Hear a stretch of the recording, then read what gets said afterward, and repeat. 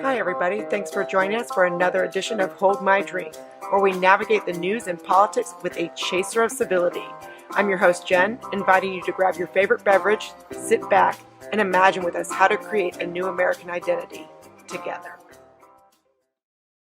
Welcome to this week's Hold My Drink and Counterweight podcast with my co-host, David Bernstein. Today, we have Wei Hua Chin and George Lee with us. Wei Hua is the founder and president of the Chinese American Citizens Alliance, Greater New York. George is also a part of that organization. And just today, actually, George was on a call with David, an earlier live stream on anti-Semitism and Jewish Asian relations. So maybe we'll hear a little bit about that. But before we get started, did anyone bring anything to the table to drink? Wei Hua, you? Tea or nice coffee? Christmassy. It's actually tea. Thank you. Oh, okay. George, anything for you? Oh, I've been wanting to get a cup of coffee since lunch. And I'll get one after this. And David, did I hear you say, I love it when you bring Fireball whiskey to the table? Yeah, Fireball whiskey. It's delicious. What can I tell you? That's very holiday-ish. I'm boring in that I just have wine, but like you, Wei Hua, I have a glass that says Santa define nice. So I think your glass is almost as important as your drink sometimes. Okay, so before we get started, I've got to tell you a little bit. I don't know, Wei Hua and George, if you know this about me, but I grew up in Asia. I grew up mainly in Southeast Asia. And then when I went to school, I studied Chinese and I lived and worked in China, in several places in Nanjing and Shanghai, Beijing. And so a lot of my network are not just Chinese Americans, Chinese. And one of the things that I did, among many things that I did in China, was deal with Chinese who wanted to come over to the United States for education. So helping with that, the educational passports and J1s, visas, and all that kind of stuff. That was one of the things. And, it was crazy because I've got two things that I kind of want to get out there. The first is that years ago, I would say maybe a decade even, people were scrambling from all over the world, not just China, but that was my expertise with China, to get visas because they wanted to come to the United States for education. And over the past couple of years, not at all. India's dried up. China's dried up. And there's other reasons. There's internal reasons to the reasons why. There's the global reasons like economy and whatnot. But I have heard several people say, they're just not really interested in the American education system. Like some of the troubles that they've been seeing lately, they're just kind of like, it's not what it used to be. It's not what we used to come over for. That's the first thing. And I don't want to get too far ahead of myself. But the other thing that's really an interesting change for me, having done this work and been, living and working in China since the 90s, is that you wrote this in your piece for City Journal, Wei Hua. You wrote this, and I thought it was really interesting. To me, it really was the issue of meritocracy that brought, in particular, Chinese Americans out and kind of politicize them, if you will. And you even mentioned this, and maybe that's where we start in your piece, that was an issue that, for the most part, I think Chinese Americans were somewhat apolitical in some ways. I mean, again, I'm stereotyping that as a generalization, but you really saw, and you wrote on this, you saw this around education. And could you speak a little bit on why you felt that had some sort of cohesion in the Asian American community? First of all, thank you for inviting me to be on your program. This is a good chance for us to really enlarge the thinking of what really concerns us in our relations, as well as our concept of merit. What are the basic principles that we're working on right now? Merit is a key item here. As most people know, there are Asians who are very, very concerned about education. We believe in it. We think that it's a good thing for not just us, but for everybody. And it's not really a one culture versus another culture. We know that there are certain cultures who may prize it more, but we do believe that it is good for everybody.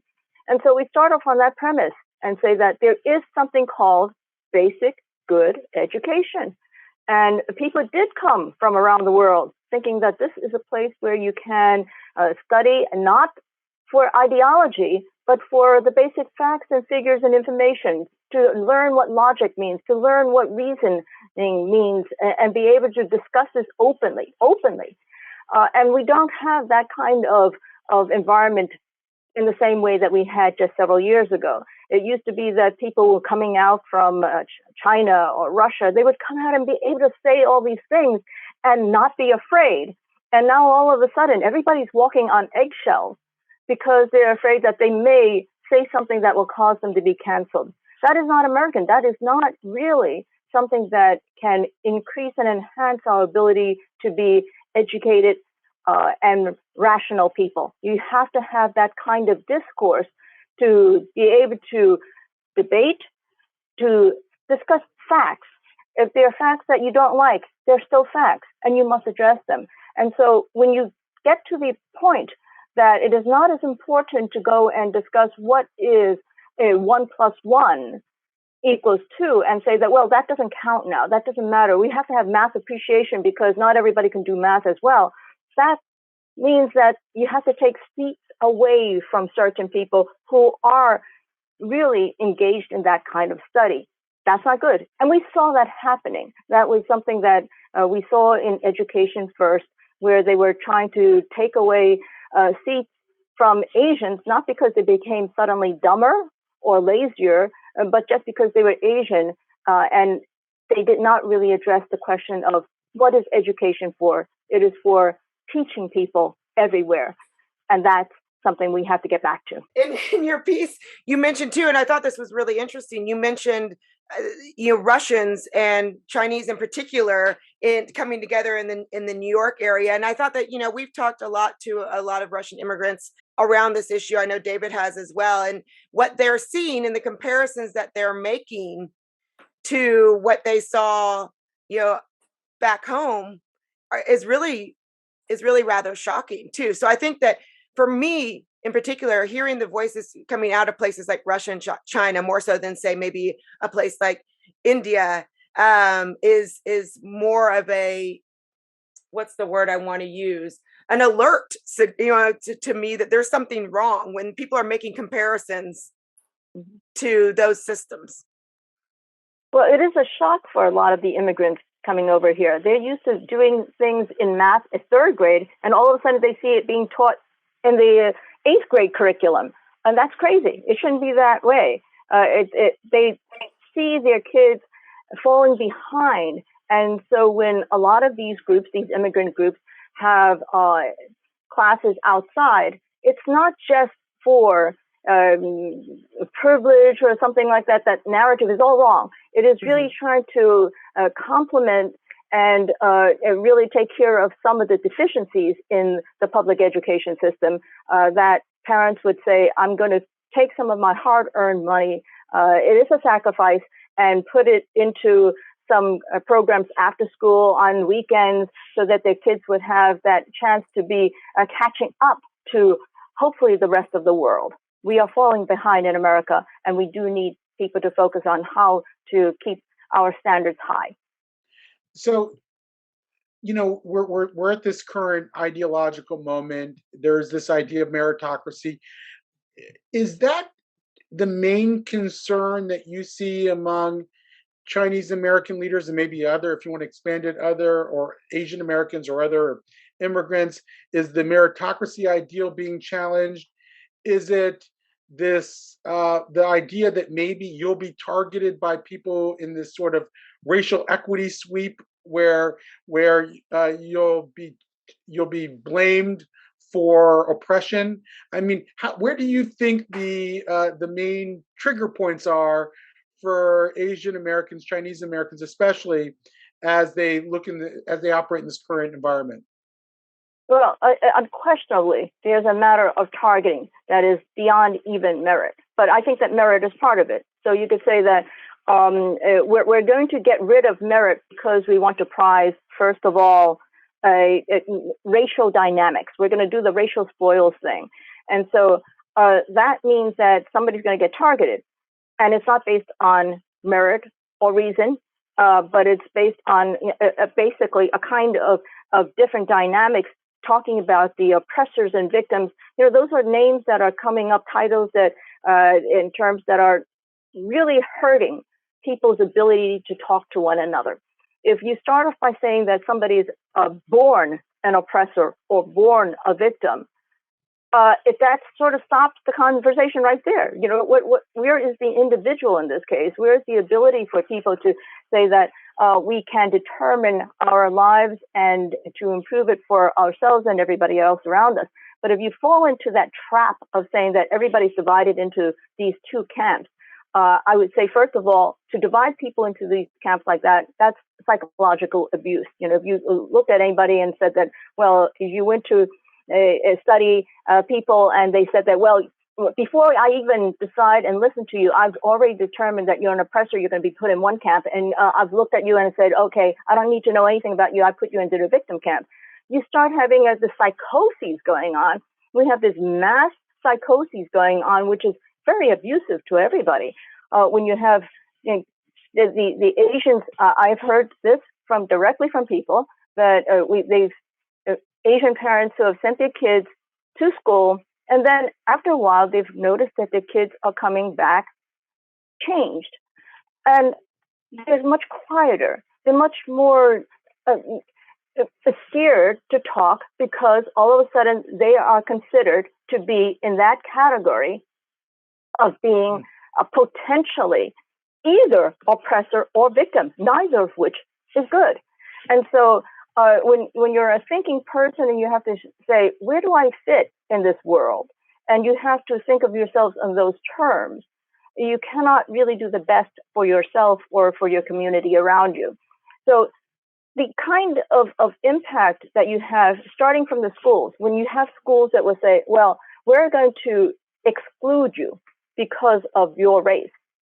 That's saying you don't belong here. That's exactly the same kind of thing that's being said on the streets. If your schools themselves tell the kids, you don't belong here, not because of what you yourself did, but because of what you look like, that's the exact thing that we see now on the streets when you have thugs coming up to people and say, you don't belong here, and you slug them. So how is that different? It is the same. One is more physical and the other is more psychological or mental, but it is the same message that's coming through that is extremely harmful to both the people who are committing this kinds of crimes, and there are crimes in both sides. This is the kind of Asian hate. When you talk about hate, it's Asian hate in the schools by this kind of exclusion.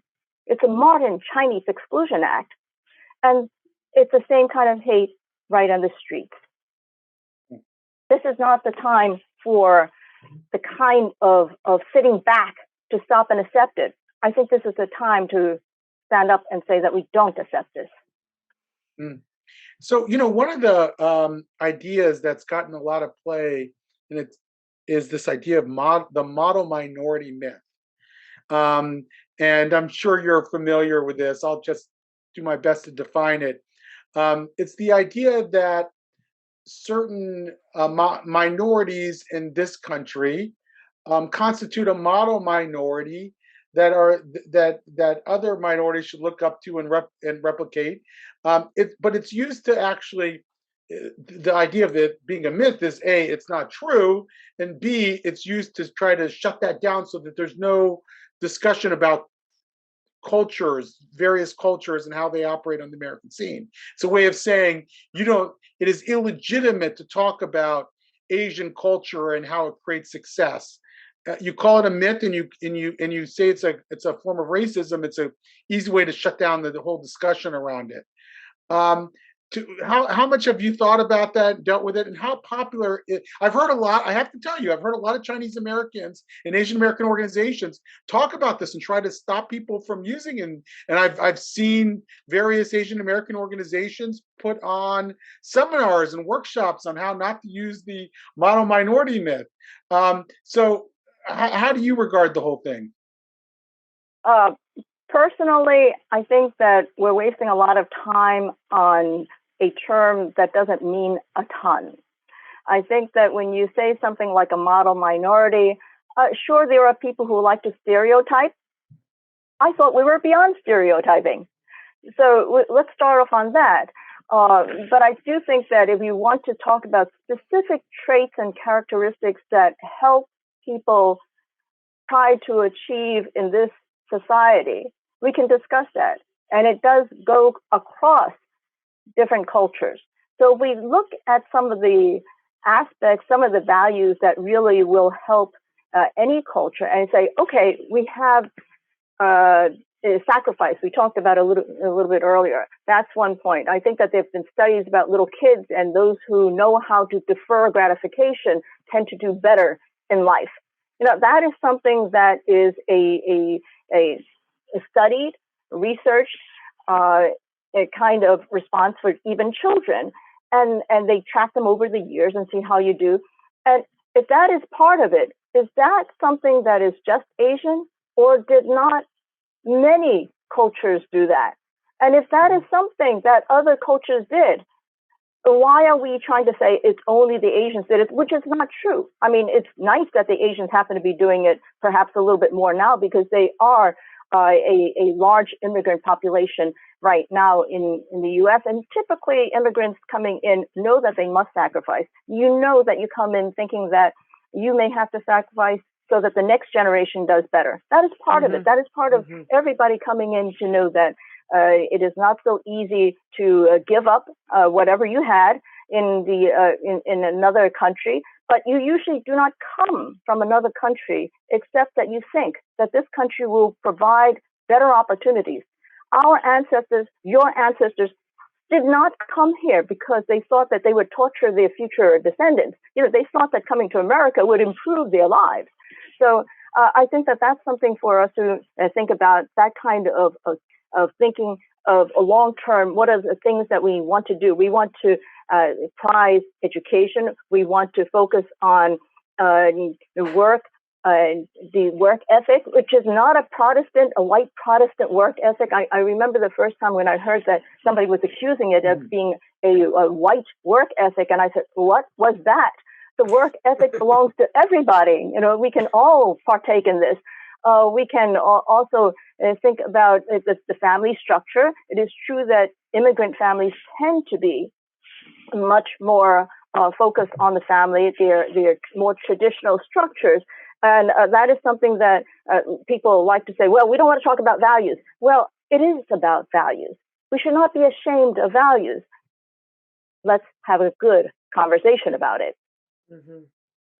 I think that you made a really important distinction there. It's not because Asian Americans, Chinese Americans in particular, are a very large immigrant group, but it really is, it is in some ways an attribute of many immigrants to work hard, study hard. I mean, they didn't come, they came to better their lives. So there is that ethos, if you will. But you said something in your article that made me laugh, that, I'm not going to apologize for studying. I mean, I shouldn't have to say sorry, shouldn't have to apologize for study. I really like that. And that made me think of something that Kenny Xu was talking to us, about the whole, in his book, Inconvenient Minority. And he said something that was really interesting to me. He said, you can to a certain extent choose culture, right? I mean, like studying, you can choose that as if you want to adopt that as part of your culture, as part of who you are, that's a choice. So there's a lot in culture that is actually we have some determination over. And so to ascribe studying hard only to Asian cultures is really that's kind of ridiculous, I mean, it's a choice. Agreed. Anybody can study. And we have to, and we have a lot of people apologizing for studying. We had people who would regret and say that, gee, I have my kids studying, and you're a little bit ashamed of it. And I'm thinking, why are you ashamed of doing something good? You shouldn't boast of it. You shouldn't walk out and say, hey, I studied 20 hours today. That's not what we're supposed to be doing. But I think that to be able to say that I'm not ashamed and you have to hide it. Unfortunately, a lot of people do say that, well, the Asians, they're just study robots, they're test robots. That's not true. If you look at what has happened, and I know that Kenny, as well as many other people have talked about it, that the Asians, if you look at the applicants to college, they have tremendous extracurriculars. They have a lot of the same things that you would look for anywhere. It's not just that they do well in the academic scores, but these are full human beings. They can do the same kind of things in working in your, not just your laboratory competitions and robotics teams, but they are kids who are playing instruments and doing very well in playing the instruments. It's not just like a once a week type of thing. They will be in athletic teams, they will be dancing, they will be singing, they will be doing the arts. These are not sort of one-dimensional people, but to be able to lump them in that kind of way, to call them one-dimensional, to just strike them off as being a model minority, that's absolutely a stereotype that doesn't really do people any good. It's okay to have certain attributes that you say, well, that's a good thing to have, to talk about some of the values that we've discussed over here. But to just say, well, it's just because they're Asian, so we don't have to care about those values. No, it should be the other way around. It should be that we care about these values. And because the Asians are having it, let's go and replicate those for any culture. On the aside, for when we're talking about model minorities, I think that we have to remember that Asians are extremely diverse. And when you're talking about a population that is globally nearly half of humanity, with countries that have been very long, cultures that are long, religions, languages, all very different, to lump them all as one monolithic group is actually absurd. It shows a lack of understanding. Well, if we're going to do that, then there are actually 3 Asians on this podcast right now, and 1 Asian wannabe. I'm 50.4% Western Asian. My mom is from Baghdad, Iraq, according to 23andMe. So I'm a majority Asian. My Chinese wife does not think I qualify, but that's another, we have this argument all the time. But, it strikes me as strange sometimes that we're creating all these affinity groups as if Asians all have the same experience. It's a kind of stereotyping, really, if anything, that we're doing. What does a Chinese, in what way does a Chinese person have more in common with a fellow Asian Iranian than they do a Russian? And I think it sort of contrives a certain ethnic affinity that probably doesn't exist and makes no sense. But that's what happens when you start forcing everybody down these sort of identity categories. George, what do you think about all this? We will cover a wide range of subjects, but I think you're right. The Chinese, and Jennifer, you might recognize this. They have a notion of 君子 and 小人. 君子 is usually translated as a man of virtue, and 小人 is literally a small person, a little person. But I think what I want to focus on is the smallness of mind. And I think this balkanization, this division of pitting one group into smaller and smaller identities are literally making us into smaller and smaller human beings. Wewa said earlier, we do not apologize for education. I'll go a little further. We should not apologize for civilization. Civilization is not pretty. But Western civilization is a real wonder. It's an amazing thing, starting from Judeo-Christian tradition, the Greeks, the Renaissance, the Italians, and all that belongs to everyone. And if you want to make your mind big, grand, you want to embrace all of that, which is why Glenn Lowry, in one of his speeches, said something that really struck it home. He said, Tolstoy belongs to me. Dickens belongs to me. Yes. Newton belongs to me. Maxwell belongs to me, and Einstein belongs to me. And I think the same way. That is how we attain humanity fully, rather than make us smaller and smaller and smaller. Yeah. Right. So what about this notion of cultural I appropriation? knew you were going to go there, David. You I knew knew I was you were going to go there. I want to jump in here.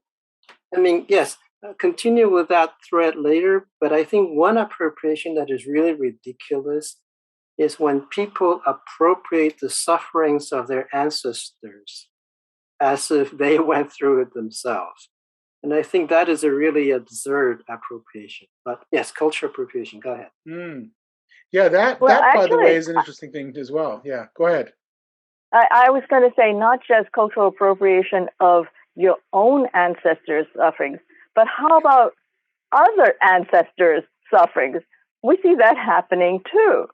And so we have this race, this competition for how we can really consider ourselves to be the biggest, most culturally appropriating sufferer.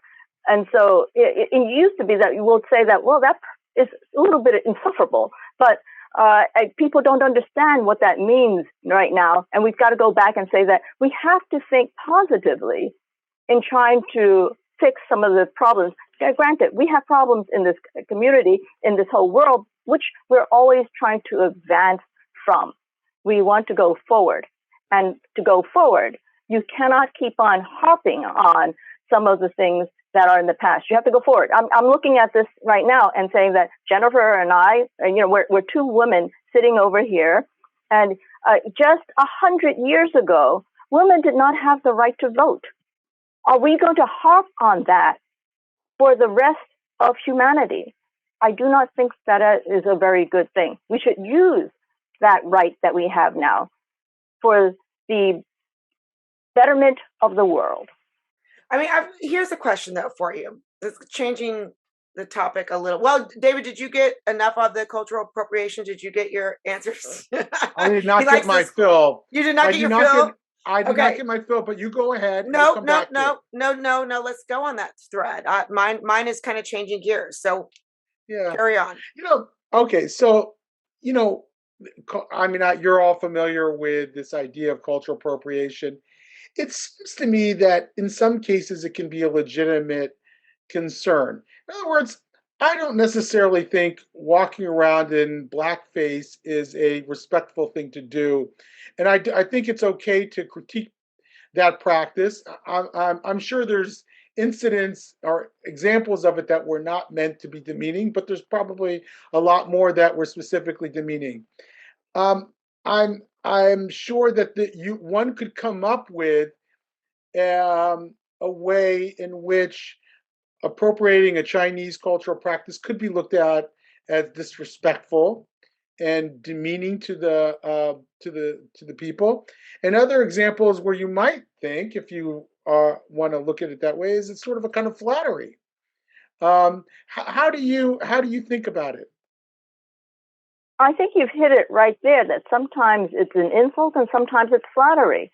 And so if everybody is using chopsticks, we don't say, oh, you're not allowed to use chopsticks because you're not Asian. That's ridiculous. If people want to use it, we think that that's great. And if you like Chinese food, you like Japanese food, you like Korean food or Thai food or Filipino food, and Indian food, there's so many different provinces there too. Even Chinese food, I should say. What is wrong with that? But if you want to say that I'm going to use it and put chopsticks in my hair, I think that that's a little bit too far. That would be sort of weird and concerning, so to say. So you have to use a little judgment, but I think that goes with nearly anything. This is sort of the moment in My Cousin Vinny when the lawyer walks in wearing this cowboy suit and the judge says, "Are you mocking me?" And so you have to think about it and put it in context. Are you mocking somebody, or are you just saying, I really like it? And there are people from the Northeast who like to wear cowboy hats. Okay. And I'm not going to deny them of that privilege if that pleasure, if it is not done in a mocking manner. Just for the record, as someone who's married to a Chinese woman and has gotten better at chopsticks, I will say I've gotten better at chopsticks. Whenever there's something that my wife does not feel that I should be using a chopstick for, she will actually order the spoon from the kitchen. So it's not an act of mockery or cultural appropriation when I use chopsticks. I will say that. Okay, go ahead. I also think it's to focus on small things like this. It's a reflection of going back to that Xiaoren, the smallness of mind. We have so many bigger things to worry about. Why pick on such small? Why nurse such small injuries, and make a living out of it? You guys will be happy to know here in America, I was married in a cheap house.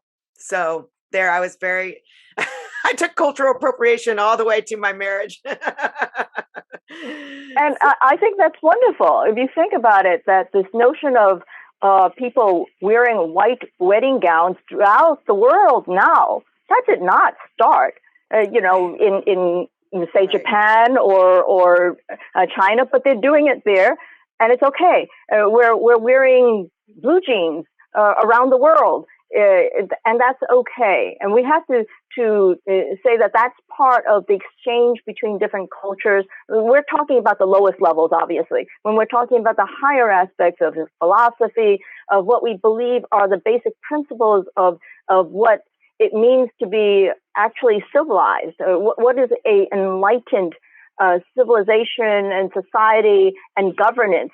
That goes above just I like this food versus not. That's a very low order. But I think that is reflective. If we cannot be, if we are not able to be open-minded and a big person in trying to be expansive and inclusive, you're not going to be able to deal with the bigger issues, the more important issues that bind us all in humanity. Yeah. And then I also think this is something that Greg Thomas was saying. I mean, so much of the art that we create, I mean, that's a gift to the world.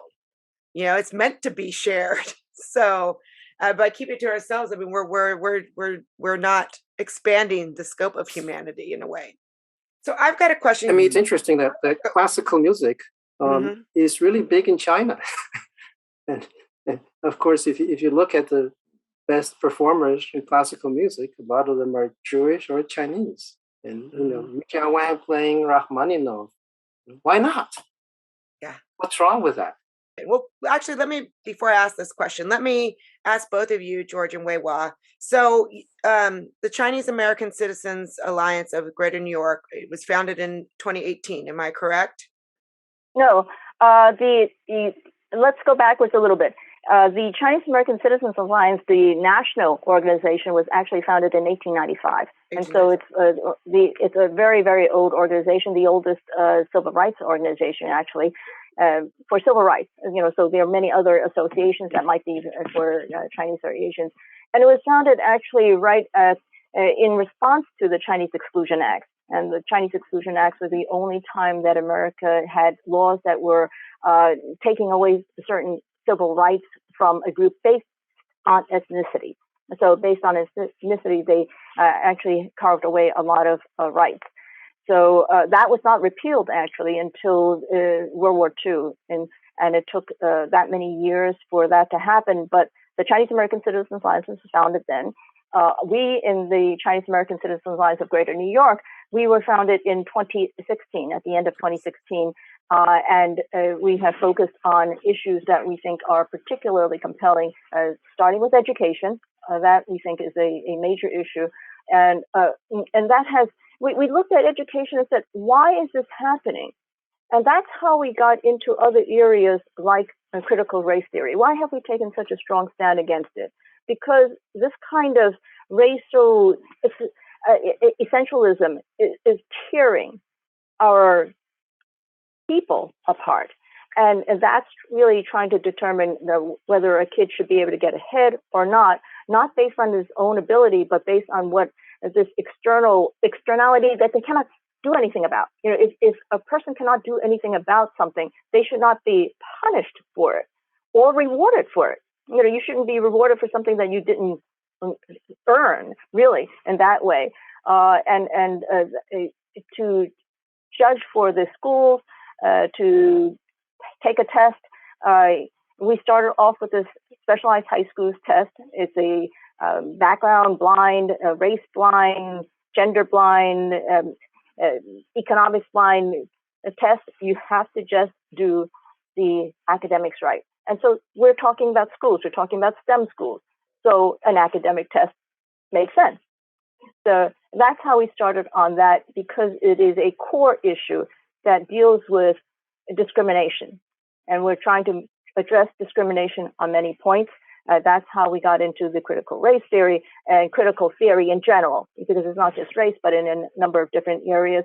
And then also, that relates to, as we mentioned before, the attacks against Asians. There are lots of things that are related. Why have we also fought the community-based jail, what they call the community-based jail in Chinatown? It's the same kind of thing that they do in trying to say, oh, this is a group that's easy to pick on.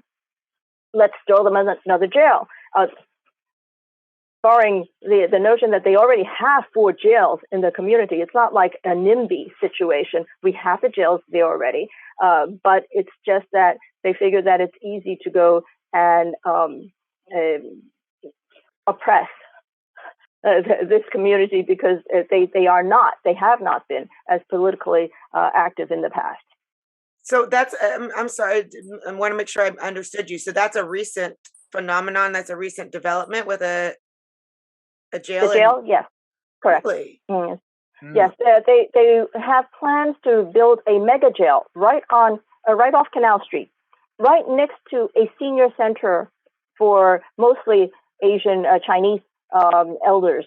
And so when you think about what that can do to their lives and to the community, it's a horrible thing. It started off as a 40-story jail. There's nothing like that in the world. There are all sorts of issues about it just on the actual concept. Conceptually, it doesn't even make sense. But to put it also in the heart of a community, it does not serve the community. It is actually going to damage the community substantially. And if we talk about the shadow it will cast on the park, and then the dust and the noise right next to the elders, right in the senior homes, trying to get some nice final days of their lives, I think it's a horrible thing. So we have fought against that as well. So I've been, with the whole education thing in New York, I mean, basically the public school system is broken to begin with. I think that there's a lot wrong there, and that's a whole nother issue. And I understand the idea of wanting to give the best education to a wide number of people, but I don't believe that taking away the gifted programs takes you towards that aim. I think that there needs to be a complete overhaul of public school systems. And you mentioned something earlier about extracurriculars, and what role, if any, for someone who maybe does not have the means, the finances but has the will, but not the finances to get their children into the programs that would help them to succeed, scholastically. What role should our state or government play, if any, in providing those additional resources? I'm going to answer in 2 parts. One is that I think that, of course, the government can say that we're going to try to improve education for all districts. So every place, the kids are going to be focusing more on education to start. So instead of saying that we're going to have math appreciation or history appreciation and psychological abuse or just social emotional learning that they're trying to put in, that is not really going to serve the best part, but the worst part of those things. These terms all sound great, and at the best they will do some good. At the worst, they will be incredibly harmful. But beyond what the government, the public school system can do, they should be looking at also some other alternatives. And the charter schools are one of them. And if you think about charter schools, some of the publicly funded schools, the best performing ones, happen to be charter schools. And they happen to be highly, highly Black and Hispanic demographics. So that's the one thing. We shouldn't look at, oh, we have to have a certain mix. I think we should have excellence. And these kids of all races want to have the opportunity to have good schools wherever they live. It doesn't have to be a certain place, and they don't need to. I think it's insulting to say that a minority kid cannot perform well unless they happen to be sitting next to a white kid. That's not true. I think that if you look at the history of schools in many countries, in fact, you're going to find them of perhaps just one race, and that's okay. You don't have to have it, and that's the most important thing, is to have the great schools. And then that goes back to what we were saying before of having the colleges. When people from all over the world come over here, they seek it because there's excellence here. They don't seek it because they can check that box of being 1% of whatever demographic that they're trying to represent. No, they're looking for excellence. Now, the other side of it is saying, what do you do if you don't have resources? I will remind people that there is something called public libraries. Okay, and people should use them. We have resources that now that the internet is widely available, you also have resources there. But I'll go back to the humble library. You actually do have a lot of the resources there for taking, for example, the specialized high school test, the SHSAT. Every year, they have books this thick, that they give for free to any kid who wants to pick it up, that will have a number of actual tests. They will have practice questions. They will discuss what you need to know. It's all available for free. And not only can you take those home and keep them forever and scratch them up, you can also borrow additional books that are there for anybody who would want it. You can actually prepare for any of these tests. And so we should encourage people to use these. Now, I'll mention this, that in one case, I was talking to a reporter who didn't like the test, obviously. And she was talking about, well, everybody has to go and take these expensive courses. And I said, that's not true. You could go to the library and you could get all of these materials. I certainly know a lot of people who never took one of those courses and who did pass based on either just buying a book and doing the tests themselves, or they would go and borrow them. And you know what the reporter responded to me? She said, well, you know about libraries. That's privilege. And I just was astounded. I could not answer to, because if you are in 8th grade and you do not know what a library is, a public library in New York City, then maybe you're not quite the right student for going into a specialized high school. I'm not saying that you shouldn't get the best schooling, the best education for your abilities and interests and commitment, but maybe the specialized high schools is not for somebody who does not know what a public library is. So that's where I'm talking a little bit about what the country, what the government can do, but also what an individual can do. I think we can, from both sides, try to address this lack or deficient education that you are getting in the public schools. Mm-hmm. I also think that education being a public good, although I think we need to really scrutinize that, because what passes for education is no longer education. But let's say education is a public good. The funding should follow the student, not the school. That's a good point. I mean, right now, there's a case up here in Texas, a suburb up north, where they're raising taxes because so many kids have left the school. And it's like the solution would be if the money followed the kid. I hadn't thought about that. Yeah. There are institutions that do that. You could see massive defunding of certain schools very quickly. It would be a very disruptive plan for sure. Maybe it needs to be disrupted in that way. But look, I have to say though that if we're talking about schools that are becoming highly ideological, the private schools and charter schools have not been any better, and maybe have been even worse than a lot of the public schools when it comes to imposing ideological agendas. And we have to at least consider that. I mean, of course, it would allow us, those of us who believe that there needed to be new schools to exist, it would allow us to do that more easily. But I do think that that's a challenge. Is that that the schools, private schools, even charter schools, have to be accredited. And I've spent a lot of time looking into the accreditation institutions, and they are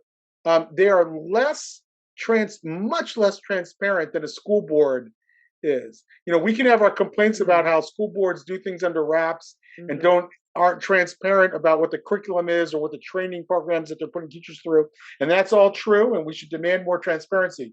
You want to know what's not transparent is how a private school accrediting institution works and how it uses to impose, specific ideological requirements on these schools. So we have to be careful what we wish for. Yeah.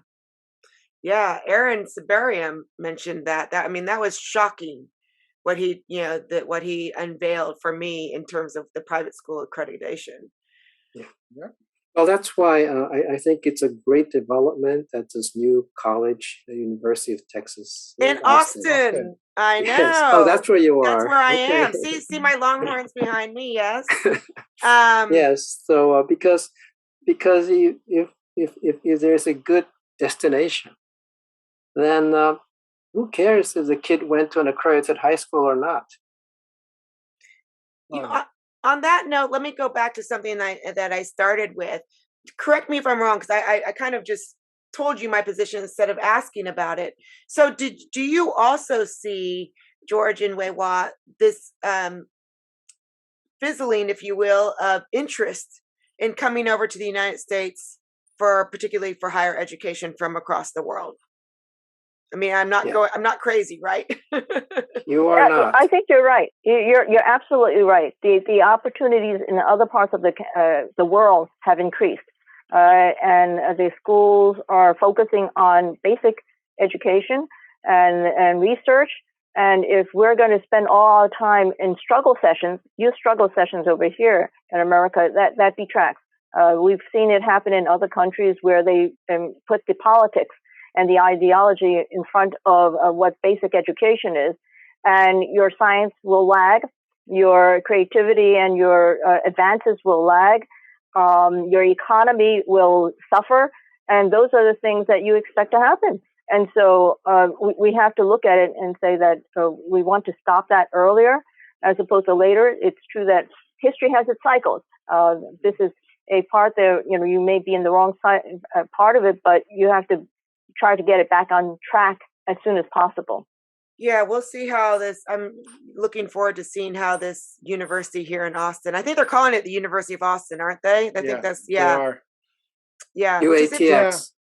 Yeah, but you know what? Austin's a weird place. So I really want to know why they picked Austin, but that's a different discussion. I'm not convinced that we can't recuperate certain universities and instill an ethic of freedom of expression.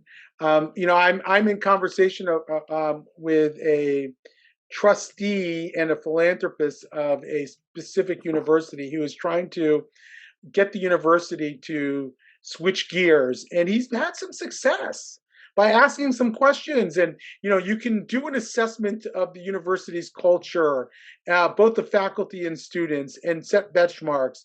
You can look at the Chicago letter that laid down the law for the University of Chicago on freedom of expression and trigger warnings and safe spaces and the rest. You can set up certain institutions within the university that value free speech and have a lecture series, and the like. And it may just be that certain universities looking around saying, we're going to position ourselves that way in this environment because we know that there are some people who want their kids, and some kids will want to go to a university that are genuinely committed to the humanities and not, a specific ideology, that want to teach their kids how to think and not what to think. So I'm just wondering if institutions like the University of Austin, maybe you have some thoughts on this, are throwing the towel too soon, like that we've come to the conclusion that these institutions are so far gone that we can't save them.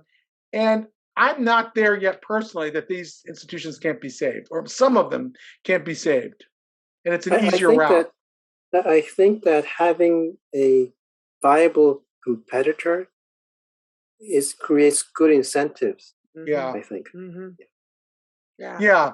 I mean, in other words, if you get the University of Austin up and running and it's starting to attract students, that's going to force some other schools to say, okay, maybe we ought to use that model. It's a proof of concept in a way, too. Right. Mhm. Right. Mhm. And also the faculty, the professors know that there's a place they can go to.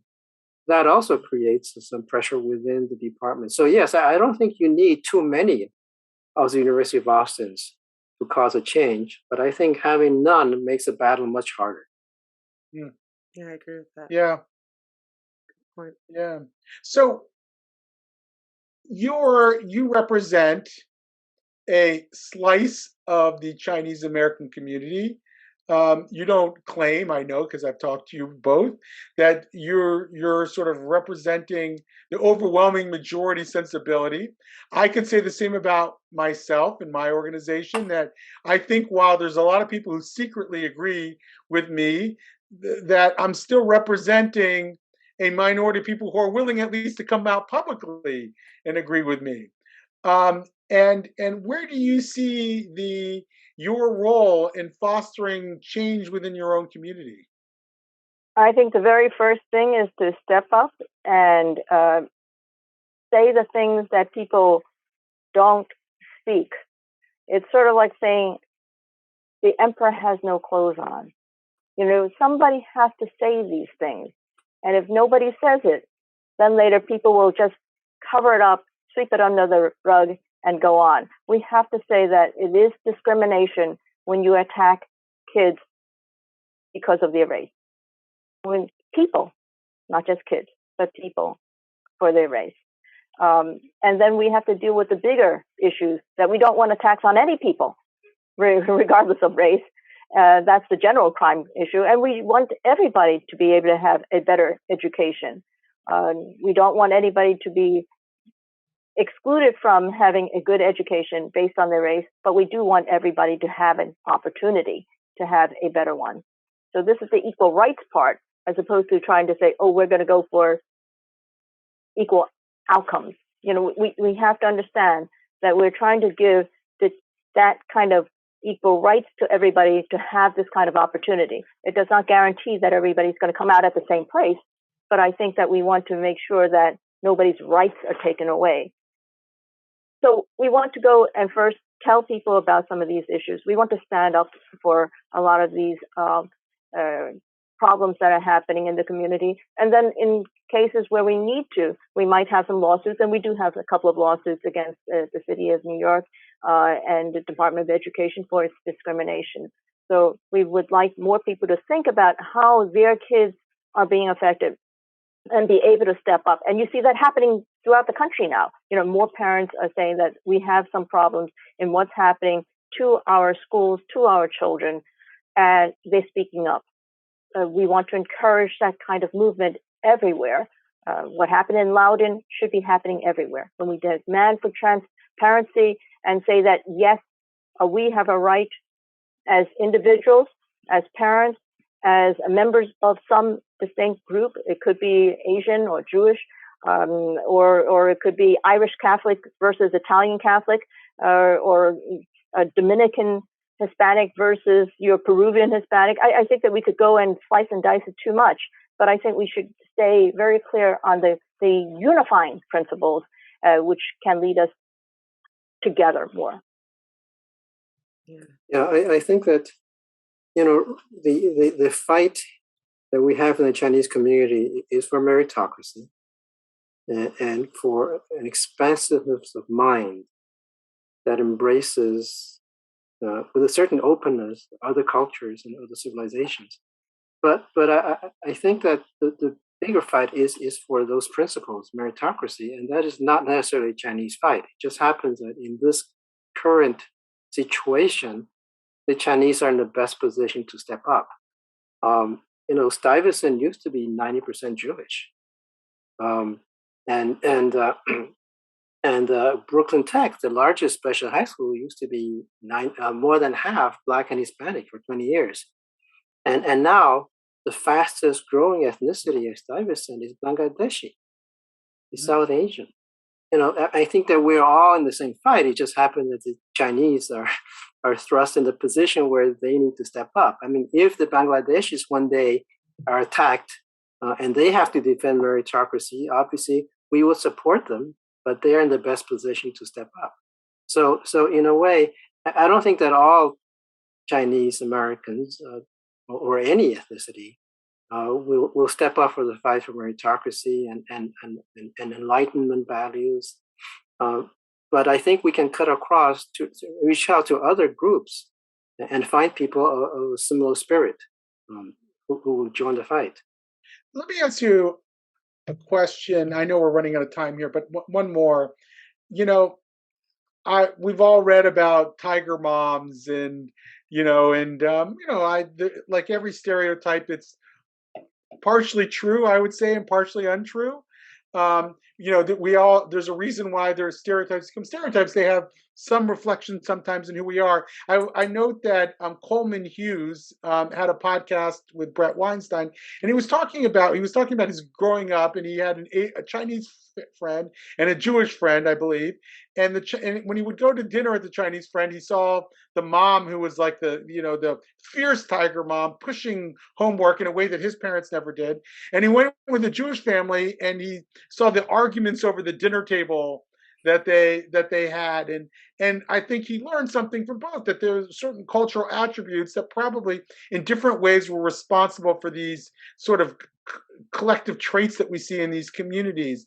And yet, just like every individual trait can be a asset or a liability, I think cultural traits can also be an asset or liability. So one can easily say about like the tiger mom archetype, that can be really rough on mental health for kids.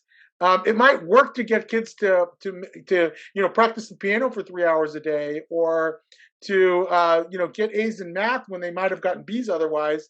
But it is also pretty tough on a kid, and you see a lot of this sort of these mental health manifestations among Asian American kids. Is that something that gives you pause in the whole meritocracy ideal? I have very strong feelings on this, so I'm going to jump in and can correct my. I have very strong feelings about this because I have heard that said. I've heard that said, and especially when people want to talk about the model minority, saying that the model minority myth is causing mass suicide among Asian Americans. That's exaggerated. And the way I address that is, most of the Chinese Americans are, many of them, especially in New York City, are not rich. Okay, they don't live in the best neighborhoods. So they come home, they can study, or they can go on the streets. Which is better? Sure, there are a couple of suicides a year among the Chinese Americans, but in terms of overall deaths, gang deaths, drug overdose deaths, bullying deaths, internet, online bullying, suicides, dietary, health disorder from eating deaths. If you put all that together, the Chinese American suicide or death rate is very, very small. I forgot to mention binge drinking deaths and drug overdose deaths. Did I mention that already? And car accidents from drunken driving deaths. Yes, you can study. Or if you're not studying, you can get in trouble. You really can, given the social context in which many of these families live. Okay? And I think that studying is I'll prefer overall if you have to give me the two packages, I'll take the studying. Are they really just two packages? In other words, there are many other packages, but I think that the majority culture package is exactly that, especially in communities that are contiguous to the Chinese communities in New York City. it's not that far from the Chinese communities where a lot of people in the Black community end up in jail by the time they're 30, at least once, or arrested. There's given this kind of climate, I think, keep them home or keep them in a Right. study Right. school and keep them out of The, trouble. it seems to me that the New York example is an interesting one, and it's obviously it's a very large place, New York. But I live, for example, in Montgomery County, Maryland. Right, it has got one of the highest average achievement rates of any school district in the United States. The high school that my stepkids go is probably, I think, about 40% Asian American, overwhelmingly Chinese American. A lot of Jewish kids go there. It is, I think, the third highest average test score high school in the state of Maryland. Now, and by the way, the first highest is another school that's almost exactly like it, about 5 miles away. So I'm familiar with this, but this is a suburban model now, right?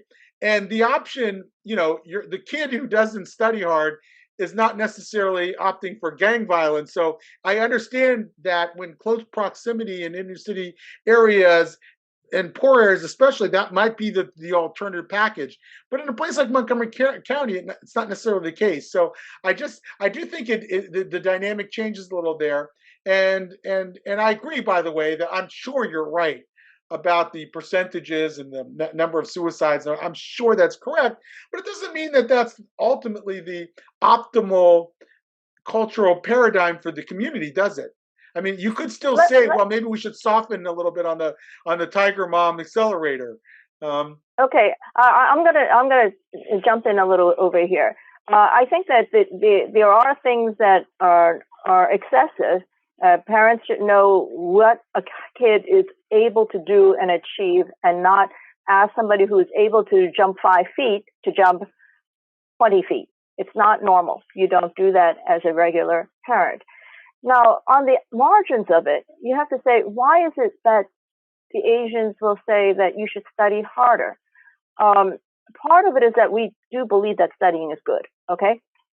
And setting that aside, when you know that the numbers are against you, when you know that the kids are going to be barred from the schools because of their race, then you have to achieve even higher and work even harder. So what is a parent to do? Does a parent say, work harder? Or does a parent say, give up, you have no hope? I think it is better to tell them that you do have some hope. It may be hard for you. It will be harder because of what you happen to be, not by what you've done, but because of the unfortunate dynamics that we have that will not judge you by your own personal individual merits, but by your group identity. Yes, you will have to work harder, but that sure beats telling them there's no hope for you, kid. I agree with that. Well, it's a So fascinating if you want conversation. to talk about that, yeah. Yeah. We're gonna have to bring it. Was it Amy Chu? Isn't she the one who wrote the book? Amy Chua, yeah. Chua, yeah. I'm sorry if I pronounced it. I have her book, by the way, her book review in front of me on Amazon, talking about the triple threat. I looked it up, and about similarity between Chinese and Jewish cultural attributes. Very similar. Right. She's actually married to a Jewish man, by the way. She is. It is right. It is a little different. And look, the truth is that most Jews are in third or fourth generation households, right? So the American Jew of today, which is not necessarily being raised the same way that their parents or grandparents were raised, because they've been more established on the American scene. So it's not always a very fair comparison in a way. What you describe actually is more of an immigrant phenomenon, because the Jamaican mom or the Nigerian mom is not any easier than the Chinese mom. Yeah. Right. I think that goes back to what we said at the beginning, because I think you do see that stereotype in a lot of immigrant families. If you're going to put a stereotype on it, I don't think it's due to race, but maybe that experience of the immigration experience. Right. Especially when there is discrimination too. Yeah. On top of that. Right. Well, this has been fascinating, and I hope we can continue the conversation. Yeah, we'll let you get on with your evening. I know we will. Yeah, Thank you. We thank you for this opportunity. I think that these are very interesting times that we're in. And so I think that we need more than ever to be thinking together, to have an open exchange, to have the transparency that we want in our schoolrooms as well as on our boardrooms and on our streets. Yeah. Thank you. Absolutely. Thank you. Thanks a And million. latkes are mine. Not hamantaschen, but latkes. I'll take the hamantaschen. Right. One last, my wife and I one time went to the Lower East Side / Chinatown in New York, and we did a comparison of Chinese cuisine and Jewish, traditional Ashkenazic foods like the knish and the so forth. And according to her, the Chinese food won hands down. So anyway. And she's unbiased, of course. She's unbiased. But I think that this is one of the wonderful things about New York or about America. You can get bagels anywhere now in the country, just as you can get some good, reasonable fried rice all across the country too. That's what it's all about. That's what it's all. The democratization of our food. Amen. Yes. Thank you for listening to this episode of Hold My Drink. Like or subscribe to the show and check out the show notes for links to source material and to our website where you can find what each of us is reading every week, different news with different views. If you have a topic that you would like us to explore, drop us a line. And join us next week as we say Hold My Drink and the conversation gets real.